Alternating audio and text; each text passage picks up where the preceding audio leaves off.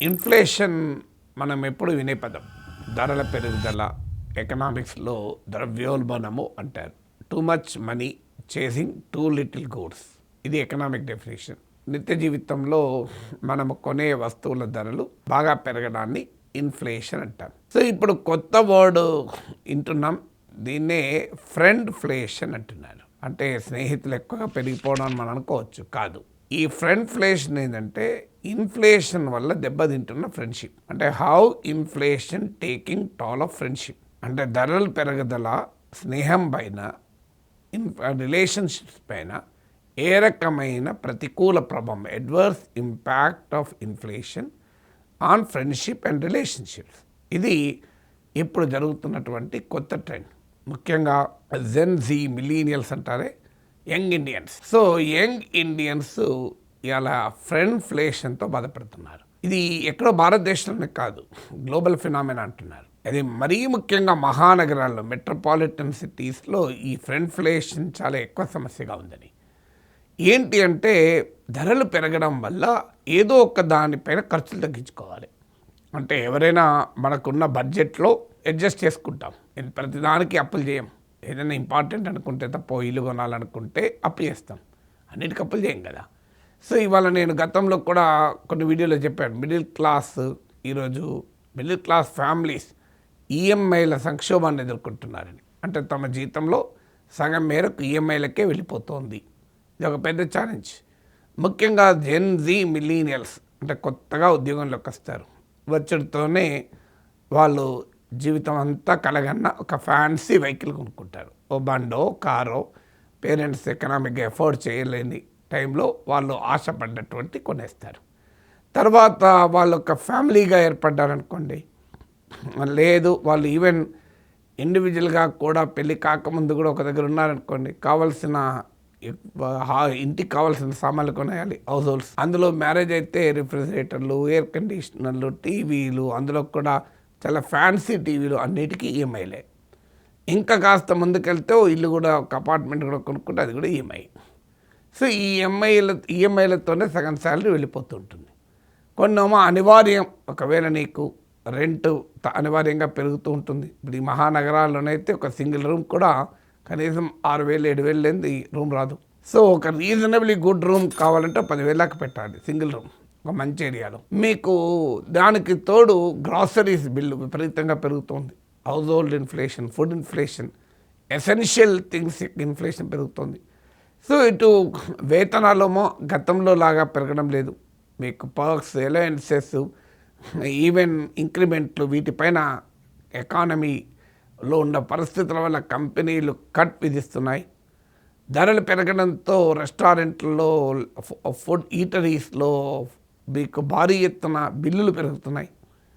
So మొదలై bill ఎక్కువగా ఉంటుంది, అందులో వీటి ప్రభావం వల్ల ఇంకా ఎక్కువగా ఉంటుంది. దీనివల్ల మీకు బయటికి వెళ్ళాలి అంటే భయపడుతున్న పరిస్థితి. సో కొన్నేమో నువ్వు అవాయిడ్ చేయలేవు, ఈఎంఐ అవాయిడ్ చేయలేవు, house hold groceries bill avoid చేయలేవు, రెంట్ అవాయిడ్ చేయలేవు. మరి అవాయిడ్ చేయగలిగిన కాస్ట్ ఏంటి? అవసరం వస్తే ట్రావెల్ కూడా అవాయిడ్ చేయగలవు కొంతమేరకు. ఎసెన్షియల్ ట్రావెల్ తప్పదు ఆఫీస్కి వెళ్ళాలంటే. నీ ఫ్యూయల్ అవాయిడ్ చేయలేవు. మరి అవాయిడ్ చేయగలిగింది ఏంటి అంటే సోషల్ కాస్ట్. అంటే ముఖ్యంగా ఈ జనరేషన్లో మనం గమనిస్తుంటాం, మన ఫ్యామిలీస్లోనే అమ్మ అన్నం వండి పెడుతుంది, బిడ్డ వచ్చి కొడుకైనా బిడ్డైనా, సారీ మమ్మీ మేము ఫ్రెండ్స్తో బయటకు వెళ్ళాం, తినేసాం, ఆకలి కావడం లేదు అంటుంది. కొద్దిగా ముందు చెప్పచ్చు కదా తల్లి అని తల్లి అంటుంది.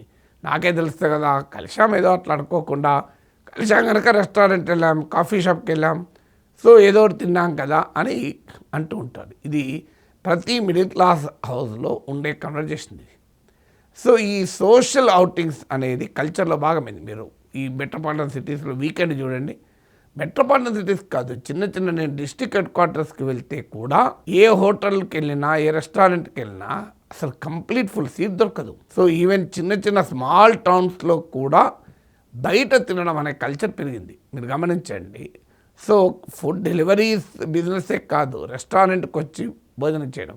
ఒకప్పుడు నేను ఇంటర్మీడియట్ హైదరాబాద్కి వచ్చేంత వరకు నా జీవితంలో బయట తినలే. ఫస్ట్ టైం ఇంటర్మీడియట్ కాచిగూడలో ఒక రత్న హోటల్ ఉండే, ఇప్పుడు ఉందో లేదో తెలియదు. అక్కడ 80 పైసకు దోశ తింటే నాకు ఏమి మధురం అనిపించిందో దోశ. మా అమ్మ చేసిన దోశలు చాలా తిన్నప్పటికీ, కానీ ఇదంతా కొత్త ఎక్స్పీరియన్స్. ఓహో, ఇట్లా హోటల్ ఉంటుందా. సో ఫస్ట్ హైదరాబాద్లో ఇంటర్మీడియట్ అడ్మిషన్కి వచ్చాను. మా అన్నయ్య అప్పటికే హైదరాబాద్లో ఉండే ఇంజనీరింగ్ ప్రిపేర్ అవుతూ. సో అన్నయ్యతో పాటు ఆ రత్న హోటల్కి వెళ్ళి దోశ తింటే 80 పైసా. అన్నయ్య అంతనా అన్న, ఇదే దోశ చెరసగా తిన్నామా అన్న. అంటే కాదురా, నేను నాకేం అవసరం లేదు, నువ్వు తిను అన్నాడు. సో అలా మనందరికీ గుర్తు, దోశ మళ్ళీ ఎక్స్ట్రా అంటే డబ్బులు, చట్నీ అయితే ఫ్రీగా ఇస్తారు అని చెప్పి డబుల్ చట్నీ తెప్పించుకొని తినేవాళ్ళం.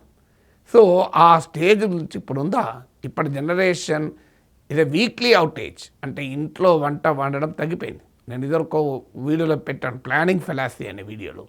ఏంటది, మీరు షాపింగ్కి వెళ్ళినప్పుడేమో అన్నీ ఇంట్లో చేసుకోవచ్చు అని చెప్పి కూరగాయలు, గ్రాసరీస్ అన్ని రకాలు కొనేస్తారు. మళ్ళీ చెయ్యాలి అనుకున్నప్పుడేమో బద్ధకం అన్నడం వస్తుంది, సమయం అన్నా దొరకదు, చేయగలమన్న కాన్ఫిడెన్స్ అన్నా జారిపోతుంది. మళ్ళీ ఎందుకు లేని ఆర్డర్ ఇస్తుంటారు, బయటికి వెళ్ళి తినేస్తుంటారు. దీన్నే ప్లానింగ్ ఫెలాసీ అంటారు. సో అలాగే ఈ జనరేషన్కి ఒక పెద్ద ట్రెండ్గా అవుటింగ్స్, బయటికి వెళ్ళడము, రెస్టారెంట్లు, లేదు ఎట్లేకపోతే కనీసం కాఫీ షాప్లో కూర్చోవడం, కాఫీ షాప్లో కూర్చొని ఫ్రెండ్స్తో గడపడం, హ్యాంగ్ అవుట్ అంటారు. So where are your, I have gone for hang outs అంటారు. సో ఈ హ్యాంగ్ అవుట్ల కల్చర్ బాగా పెరిగిపోయింది. అన్ఫార్చునేట్లీ ఇన్ఫ్లేషన్ వల్ల ఆ సోషల్ యాక్టివిటీ తగ్గింది, సోషల్ నీడ్స్ తగ్గుతున్నాయనేది ఈ సర్వేలు చెప్తున్నాయి. ఇండియాలోనే కాదు, అమెరికాలో జరిగిన ఒక సర్వే ప్రకారం 37% మీకు అమెరికన్స్ చెప్పింది, మేము ఈ సోషల్ యాక్టివిటీస్, సోషల్ కాస్ట్ తగ్గించుకున్నాం, సోషల్ గెట్ టుగెదర్స్ పైన పెట్టే ఖర్చు తగ్గించుకున్నామని. అమెరికాలో ఈ ట్రెండ్ చాలా ఎక్కువ. మనకి ఇండియన్ అమెరికన్సే మనకి ఎక్కువ అనిపిస్తుంది అమెరికాకి వెళ్తే. ఇక వైట్ అమెరికన్స్, ఒరిజినల్ అమెరికన్స్ అక్కడ ఉన్న వాళ్ళైతే, నాన్ వైట్ అమెరికన్స్ అయినా అదర్ దెన్ ఇండియన్స్, మీకు అసలు ఇంట్లో వండే తక్కువ, రెస్టారెంట్ తినేది ఎక్కువ. మన వాళ్ళు కనీసం వీకెండ్లోనైనా రెస్టారెంట్లకు వెళ్ళకుండా ఉండరు. సో గ్లోబలైజేషన్ తర్వాత ఆ కల్చర్ ఇండియాలోని స్మాల్ టౌన్స్ కూడా వచ్చేసింది. సో అమెరికాలో 37% చెప్పింది మేము తగ్గించుకున్నాము అని. ఇక యూకేలో survey, London cost of living crisis చాలా ఎదుర్కొన్నది ప్లేస్. లండన్లో సర్వే చేస్తే 47% ఆఫ్ మిలీనియల్స్, 42% ఆఫ్ జెన్జీ, అంటే ఓవరాల్గా 30 years అండ్ బిలో ఉన్న వాళ్ళలో మీకు దాదాపు 47%, 45% ఎబో, మోర్ దెన్ 40% మేము ఈ సోషల్ గెట్ టుగెదర్ తగ్గించుకున్నాము అని. అందరూ చెప్పకపోవచ్చు ఓపెన్గా, బిల్లు పెరుగుతుందని, కానీ వీలు కావడం లేదనో, వేరే పని ఉందనో, ఇంకో మీటింగ్ ఉందనో, నాకు ఆఫీస్లో లేట్ అవుతుందనో, నా వర్క్ ఫ్రమ్ హోమ్ కంప్లీట్ కాలేదనో, ఇంకెవరో రిలేటివ్స్ వస్తున్నారనో, ఫంక్షన్ ఉందనో, ఏదో కారణం చెప్పి ఆ ఫ్రెండ్స్ గెట్ టుగెదర్ని అవాయిడ్ చేస్తున్నారట. సో అవాయిడ్ చేస్తే పోనీయండి, పోలేదు అని ప్రశాంతంగా ఉంటారా? ఉండరు. ఎందుకంటే వీళ్ళు అవాయిడ్ చేసిన గంట సేపటికి స్టార్ట్ అవుతాయి ఇన్స్టాగ్రామ్ రీల్స్. సో ఫ్రెండ్స్ అంతా కలుస్తారు, ఎంజాయ్ చేస్తారు, పార్టీ, అవన్నీ వరుస పెట్టి ఫేస్బుక్లో, ఇన్స్టాగ్రామ్లో అప్లోడ్ అవుతూనే ఉంటాయి. ఇంకి అని సౌండ్ వచ్చుకుంటా ఫోన్లో మెసేజ్లు వస్తూనే ఉంటాయి.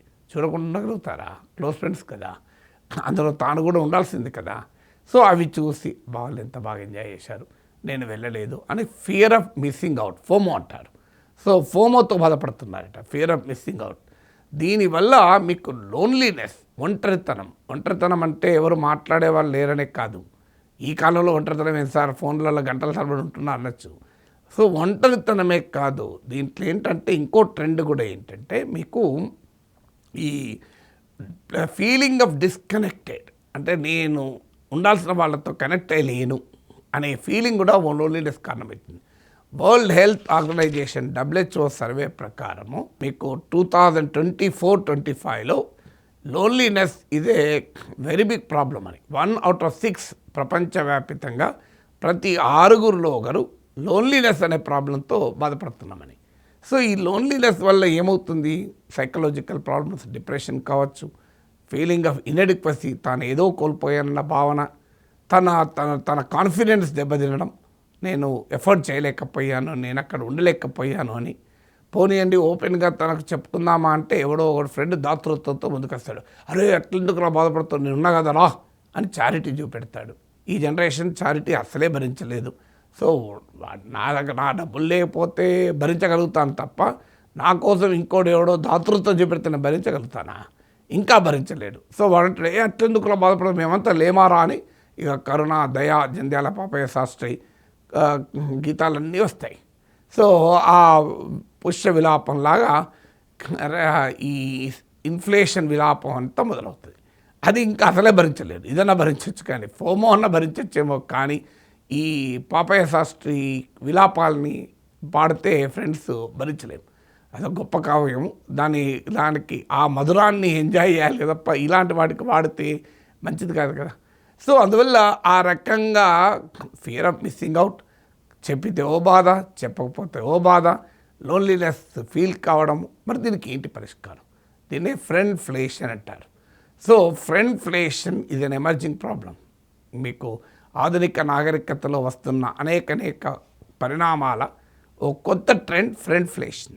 ఫ్రెండ్ఫ్లేషన్ని ఎలా తగ్గించుకోవాలి? మరి దీనికి మార్గం ఏంటి?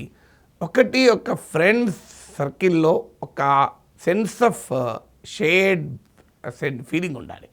ఫ్రెండ్స్లో మనం ఒక 10 మంది ఫ్రెండ్స్ ఉంటారు. అందులో ఒకరో ఇద్దరో వాళ్ళ పాకెట్ చాలా బల్కీ, వాళ్ళు ఎంతైనా ఖర్చు పెట్టగలుగుతారు.